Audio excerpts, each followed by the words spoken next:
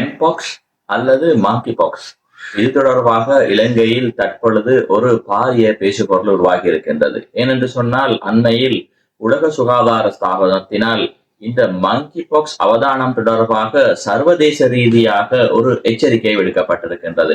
அண்மையில் இந்தியாவில் பாகிஸ்தானிலும் கூட இந்த மங்கி பாக்ஸ் நோய் தொற்று இடம்பெற்றிருக்கின்றது செய்தி வெளிவந்திருக்கின்றது. இன்று நான் உங்களுடன் கலந்துரையாட இருக்கின்ற தலைப்பு மாங்கி பாக்ஸ். நான் டாக்டர் அன்பாஸ் ஃபாரூக். தொடர்ந்தும் எங்களுடைய யூடியூப் வீடியோக்களை பார்வையிடுவதற்காக டாக்டர் அன்பாஸ் ஃபாரூக் யூடியூப் பக்கத்தினை சப்ஸ்கிரைப் செய்து வைத்திருங்கள்.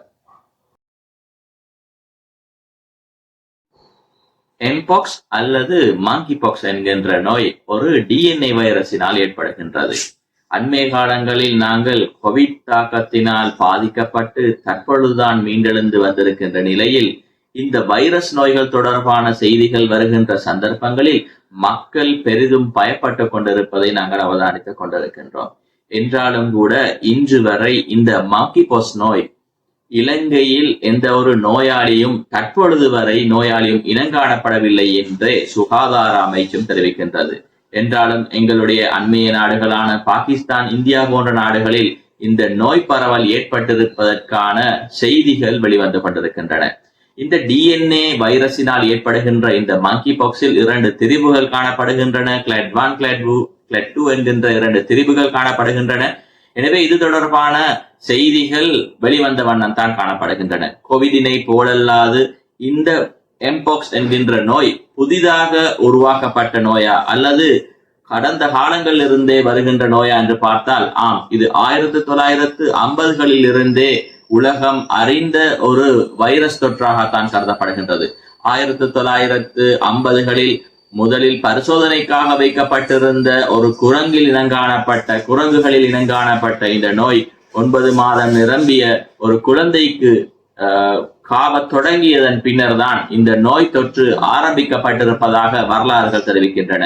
இந்த நோய் பிற்பாடு 1970களில் ஆப்பிரிக்க கண்டத்தில் மாத்திரம், கொங்கோ ராஜ்யத்தில் மாத்திரம் இது மட்டுப்படுத்தப்பட்ட ஒரு நோயாக, ஆப்பிரிக்கா கண்டத்துக்கு மாத்திரம் மட்டுப்படுத்த நோயாக கருதப்பட்ட போதிலும் 1980களில் சின்னம்மை நோய் என்று சொல்லப்படுகின்ற ஸ்மால் பாக்ஸ் நோய்க்கு எதிரான வேக்சின் அறிமுகம் செய்யப்பட்டு இந்த ஸ்மால் பாக்ஸ் உலகத்திலிருந்து இல்லாதொழிக்கப்பட்டதன் பின்னர் இந்த மாங்கி பாக்ஸ் நோய் நாளுக்கு நாள் உலக ரீதியாக, சர்வதேச ரீதியாக மெல்ல மெல்ல பரவி இருக்கின்ற வரலாறுகளை நாங்கள் படிக்கின்றோம். எனவே இந்த மாங்கி பாக்ஸ் என்கின்ற நோய் கோவிடை போன்றல்லாது ஏற்கனவே 1950களில் இருந்தே இனங்காணப்பட்ட ஒரு நோயாக இருக்கின்றது. எனவே இதற்கு எவ்வாறு முகம் கொடுப்பது, இதனை எவ்வாறு தவிர்த்துக் கொள்வது, இதற்கான மருந்து வகைகள் தொடர்பாகவும் உலகம் கோவிடை போலல்லாது அறிந்து வைத்திருக்கின்றது என்பதுதான் ஒரு சந்தோஷமான விடயம். என்றாலும் கூட இந்த நோயானது ஆப்பிரிக்க கண்டத்துக்கு மாத்திரம் மட்டுப்படுத்தப்பட்டதாக இருந்து 2022-2023 ஆண்டுகளில் உலக சுகாதார ஸ்தாபனத்தினால் இந்த நோய் ஆப்பிரிக்க கண்டத்திற்கும் வெளியே மேற்கு ஐரோப்பா கண்டங்களில், அமெரிக்கா கண்டங்களிலும் கூட இந்த நோய் இனங்காணப்பட்டிருக்கின்ற தகவல்கள் வெளியாகின. எனவே இந்த நிலையில் தான் தற்பொழுது உலக சுகாதார அமைப்பானது சர்வதேச ரீதியாக ஒரு எச்சரிக்கையை விடுத்திருக்கின்றது. இந்த நோய் அவதானம் முழு உலகத்துக்குமான ஒரு அவதானமாக ஒரு எச்சரிக்கை விடுத்திருக்கின்றது. ஏனென்று சொன்னால் இந்த ஆப்பிரிக்க கண்டத்திற்கு வியாபாரிகள் சென்று வருகின்றார்கள். மாணிக்க வியாபாரம், குறிப்பாக மாணிக்க வியாபாரம் செய்கின்ற வியாபாரிகள் ஆப்பிரிக்க கண்டத்திற்கு போய் வருகின்ற சந்தர்ப்பங்களில் இந்த நோய் எமது நாட்டுக்கும் பரவுவதற்கான சாத்தியப்பாடுகள் கூட காணப்படுகின்றன என்பது தொடர்பாகத்தான் மக்கள் மிகவும் தெளிவாகவும் பொறுப்பாகவும் நடந்து கொள்ள வேண்டும் என்பது எங்களுடைய கருத்தாக இருந்து கொண்டிருக்கின்றது. எனவே இந்த நோய் எவ்வாறு கடத்தப்படுகின்றது? இந்த நோயானது மனிதனிலிருந்து மனிதனுக்கும் கடத்தப்படுகின்றது. இது ஆரம்பத்தில் இருந்தது போல் மிருகத்திலிருந்து மனிதனுக்கும் கடத்தப்படுகின்றது போல மனிதர்களிலிருந்து மனிதருக்கு கடத்தப்படக்கூடிய ஒரு நோயாகத்தான் இந்த நோய் கருதப்படுகின்றது. இந்த நோய் குறிப்பாக தொழுகை மூலம் ஒருவர் அண்மையிலிருந்து நெருக்கமாக ஒருவரிடம் இருந்து இன்னொருவர் கதைக்கின்ற சந்தர்ப்பங்களில், அவர்களுடைய அண்மையாக இருந்து கதைக்கின்ற சந்தர்ப்பங்களில் சுவாச துணிக்கைகள், நீர் துணிக்கைகள் மூலமாக இது பரவக்கூடியதாக இருக்கின்றது. அதே போன்றுதான் தொழுகைகள், தோளில் காயங்கள் இருக்கின்ற சந்தர்ப்பங்களில் தொற்றுக்குள்ளாக்கப்பட்டவருடைய தொற்றுக்குள்ளாக்கப்பட்டவருடன் தொடர்பில் இருக்கின்ற சந்தர்ப்பங்களில், அவர்களுடைய தோளோடு தோல் தொடுகை விடுகின்ற சந்தர்ப்பங்களில், அவர்களுடைய உடைகளை, அவர்களுடைய ஆடை அலங்காரங்களை பரிமாறி பயன்படுத்துகின்ற சந்தர்ப்பங்களில் கூட ஒருவரிலிருந்து மற்றவருக்கு பரவுவதற்கான வாய்ப்பு இருக்கின்றது. அதே போன்றுதான் நோயுள்ளவருடன் உடலுறவில் ஈடுபடுகின்ற சந்தர்ப்பங்கள், முத்தங்கள் மூலமாக செல்ல பிராணிகளில் இந்த நோய்கள் ஏற்படுகின்ற சந்தர்ப்பங்களில், அந்த பிராணியை பராமரிக்கின்ற சந்தர்ப்பங்களில், கட்டி அணைக்கின்ற சந்தர்ப்பங்களில், இவ்வாறான சந்தர்ப்பங்களில், அதே போன்று நான் ஏற்கனவே குறிப்பிட்டது போல சுவாசத்திலிருந்து கதைக்கின்ற போது வருகின்ற நீர் ஏரசோல் என்று சொல்லப்படக்கூடிய நீர் துணிக்கைகளின் மூலம் இந்த நோய் ஒருவரிலிருந்து மற்றவருக்கு பரவக்கூடியதாக இருக்கின்றது. இந்த துணிக்கைகள் தோளில் காணப்படுகின்ற எங்களுடைய உராய்வு காயங்களினூடாக, வாயினூடாக, இலிங்க உடல் உறவுகள் செய்கின்ற போது இலிங்க உறுப்புகளினூடாக, கண்களினூடாக, மூக்குகளினூடாக இந்த நோய் கிருமிகள் எங்களுடைய உடலினை சென்றடைந்து இந்த நோயை ஏற்படுத்தக்கூடிய வாய்ப்புகள் காணப்படுகின்றது. இது குறிப்பாக எல்லா வைரஸ் நோய்க்கும் பொதுவாக வைரஸ் நோய்களில் பரவுகின்ற முறையில் தான் இந்த நோயும் பரவுவது தெரிய வந்திருக்கின்றது. ஏற்கனவே நாங்கள் இது தொடர்பாக அறிந்து வைத்திருக்கின்றோம். கோவிட் காலங்களில் இது தொடர்பாக மக்கள் தெளிவு பெற்றிருக்கின்றார்கள். எனவே இந்த நோயும் இவ்வாறுதான் பரவுகின்றது என்பது தொடர்பாக தெரிந்து வைத்திருப்பதன் காரணமாக இந்த நோயிலிருந்து பாதுகாப்பு பெறுவதற்கு இலகுவாக இருக்கும் என்று நாங்கள் நம்புகின்றோம். அவ்வாறு என்று சொன்னால் இந்த நோயின் அறிகுறிகள் தான் என்ன? இந்த நோய் குறிப்பாக தொடுகையினூடாக வருகின்ற சந்தர்ப்பங்களில் முதலில் ஒரு ரேஷ், தோளில் ஒரு ரேஷ் உருவாகப்பட்டு அதன் பின்னர் ஒரு நீர்க்கட்டி போன்ற ஒரு பிளிஸ்டர் உருவாகுகின்ற ஒரு நோய் அறிகுறியாக காணப்படுகின்றது. இதனைத் தொடர்ந்து காய்ச்சல், தொண்டை வருத்தங்கள், அதே போன்று உடற்களைப்பு, வாந்தி, வயிற்றுளைவு, உடல் அசதி போன்ற நோய் அறிகுறிகளும் காணப்படுகின்றன. குறிப்பாக தோளில் இந்த ரேஷ் உருவானதன் பின்னர் அது பாக்டீரியா தொற்றுக்கும் உள்ளாவதற்கான வாய்ப்புகள் காணப்படுகின்றன. இந்த நோயுள்ள ஒருவரிலிருந்து தொடர்பு ஏற்பட்டு 1 தொடக்கம் 21 நாட்களுக்குள் இந்த நோய் அறிகுறிகள், புதியவரிடத்தில் நோய் அறிகுறிகள் தென்படுவதற்கான ஒரு காலமாக உலக சுகாதார அமைப்பு தெரிவிக்கின்றது. எனவே நோயுள்ள ஒருவருடன் தொடர்பில் இருந்து விட்டு 1 தொடக்கம் 21 நாட்களுக்குள் உங்களுக்குள் இந்த நோய் அறிகுறிகள் தென்படுவதற்கான வாய்ப்புகள் இருக்கின்றது. அதே போன்று இந்த நோய் அறிகுறிகள் தென்பட்டதிலிருந்து சுமார் 2 தொடக்கம் 4 வாரங்களில் இந்த நோய் 2 தொடக்கம் 4 வாரங்கள் நீடிப்பதற்கான வாய்ப்புகள் இருக்கின்றது. இந்த 2 தொடக்கம் 4 வாரங்களுக்குள் இந்த நோய் குணமடைவதற்கான சந்தர்ப்பங்கள் காணப்படுகின்றன. இந்த நோய், இந்த காய்ச்சல், தொண்டை வருத்தம், உடற்களைப்பு, அதே போன்று ரேஷுக்கு மாத்திரம் மட்டுப்பட்டதாக இருக்காமல் இந்த நோய் எதிர்ப்பு சக்தி குறைந்தவர்களிடத்தில் இந்த நோய் தொற்று ஏற்படுகின்ற சந்தர்ப்பங்களில், குறிப்பாக கர்ப்பிணி தாயாக இருக்கலாம், கர்ப்பிணி தாயிலிருந்து வயிற்றிலுள்ள குழந்தைக்கும் இந்த நோய் கடத்தப்பட்டிருப்பதற்கான சந்தர்ப்பங்களும் ஏற்கனவே இடங்காணப்பட்டிருக்கின்றது. எனவே இவ்வாறு கர்ப்பிணிகளுக்கு இடம்பெறுகின்ற சந்தர்ப்பங்களில், நோய் எதிர்ப்பு சக்தி குறைந்தவர்களுக்கு, சிறுவர்களுக்கு ஏற்படுகின்ற சந்தர்ப்பங்களில் இந்த நோய் தொற்று மூளையிலும் ஏற்பட்டு என்கெபலைட்டிஸ் என்கின்ற நோய் நிலைமைகள் உருவாக்குகின்றது. சில வேளை மரணங்கள் உருவாவதற்கான சந்தர்ப்பங்கள் காணப்படுகின்றது. நியூமோனியா போன்ற நோய்களையும் உருவாக்குவதற்கான சந்தர்ப்பங்கள், மிக வீரியமாக இந்த நோய் தாக்குவதற்கான சந்தர்ப்பங்களும் காணப்பட்டிருக்கின்றன. ஆப்பிரிக்க கண்டத்தில் இது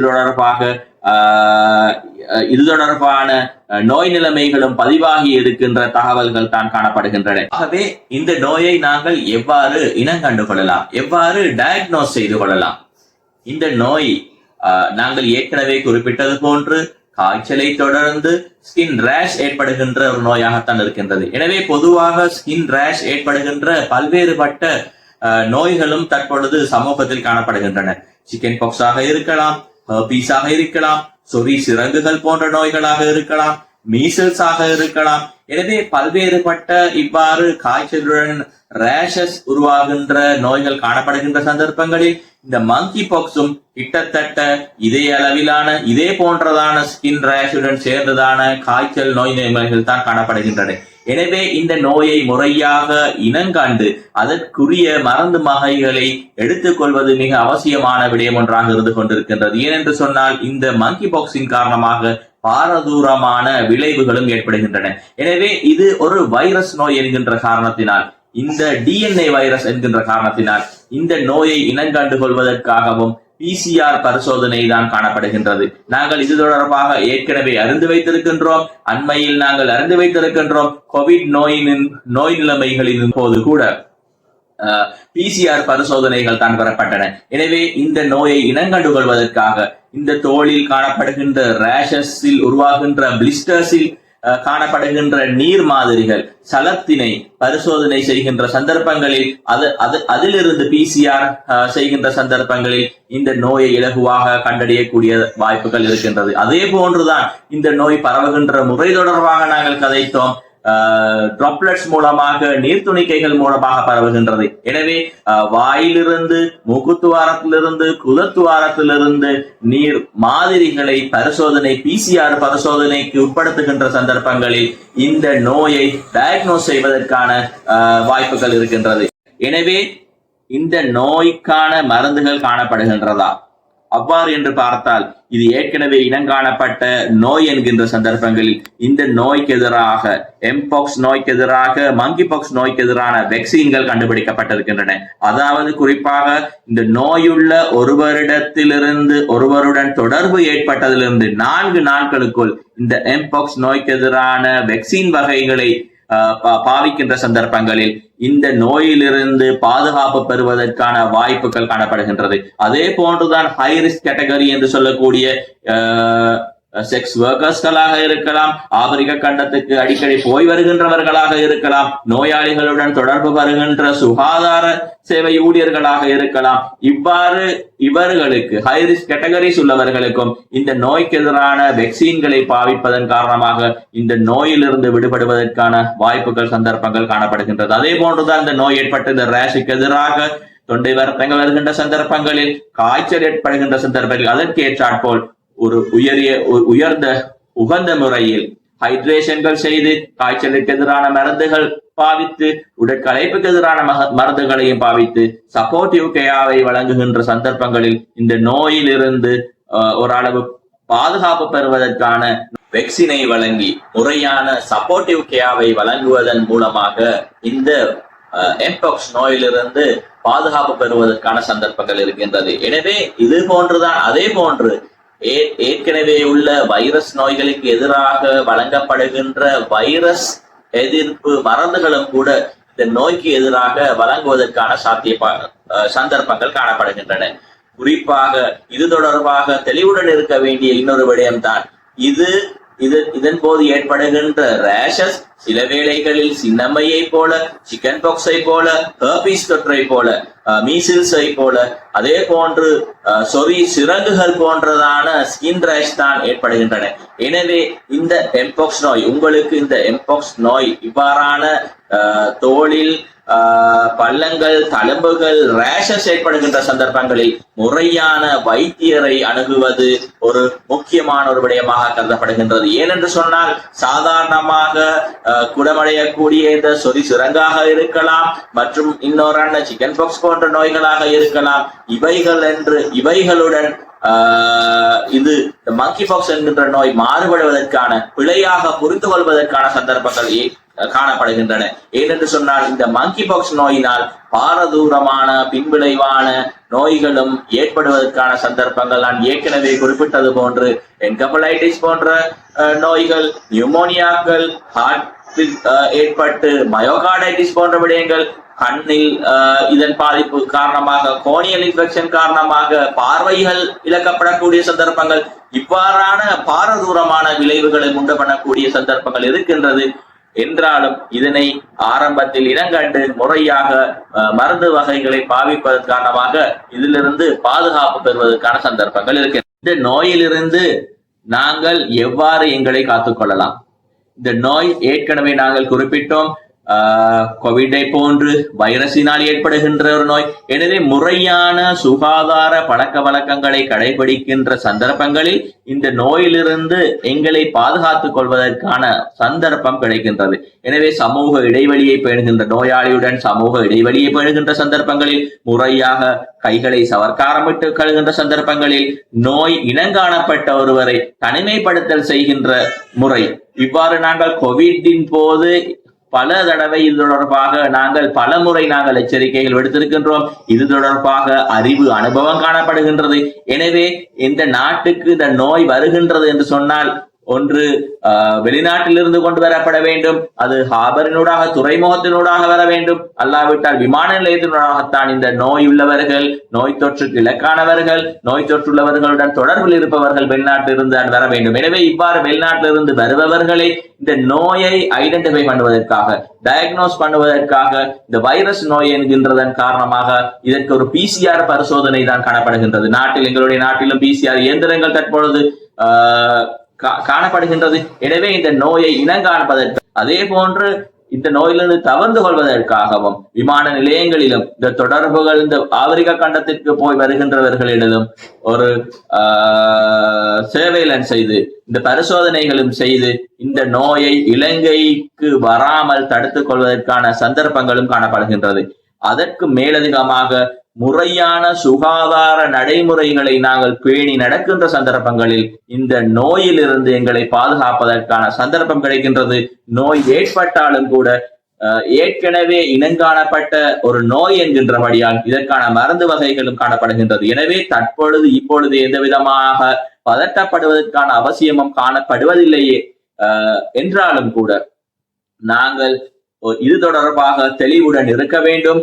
ஒரு சாதாரண ரேஷுடன் ஆரம்பித்த நோயாக இருந்தாலும் கூட இதனால் பல மரணங்களும் சம்பவித்திருக்கின்றன, பல பாரதூரமான நோய்களை உண்டாக்கி இருக்கின்றன. எனவே இது தொடர்பாக அவதானமாக நாங்கள் இருப்பதன் மூலம் இந்த நோயிலிருந்து பாதுகாப்பு பெறுவதற்கு முடியும்.